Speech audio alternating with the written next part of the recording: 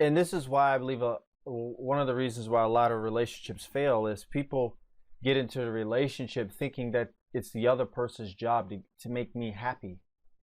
Yeah, And that's a goal of failure. 100%. Yeah, because the in actuality, really, you can actually make yourself happy. A person can add to that, but it only takes you.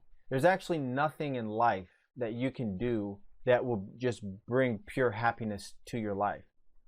You can give somebody the biggest house in the world, the nicest car in the world, all the money in the world. It's still not going to bring happiness. You can even bring them the most perfect partner that they ever wanted, ever could dream of, and put it right in front of their face and give it to them, and they still won't have immense happiness.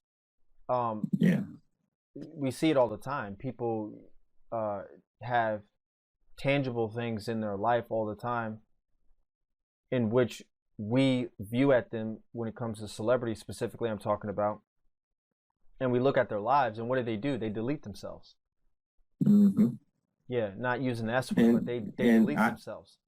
100%. And another thing I was thinking of, like, if you base your relationship based on, happiness, as they say in the question, how do you deal with the days that are not so happy? If you're striving for happiness, well, we all know that's impossible to be able to sustain that every day. So the days that you do have some trials and tribulation and some really very bad days, now as a couple, how do you deal with those?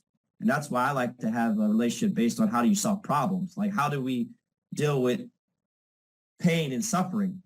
How do we get through those moments? Because the happiness, I can have happiness with a stranger. I can go to the bar right now and have some happiness. I can go out and have happy, create happiness with people I don't even know, versus you might not be able to really solve difficult problems or go through life. You know what I'm saying?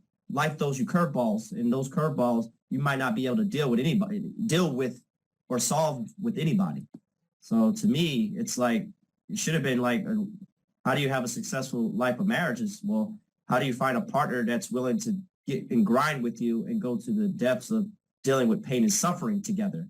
Can we, and how do we overcome those obstacles? That's happiness to me, because it feels so much rewarding to go over. Think about an obstacle. Anybody that ever dealt with something, think about an obstacle that was so difficult to overcome and you overcome it. Think about how that made you feel. So to me, I look at it that like, dang, maybe we went through something that was so bad and then we still made it through. To me, that gives me happiness with that individual for long term serotonin, instead of, like you said, dopamine hits.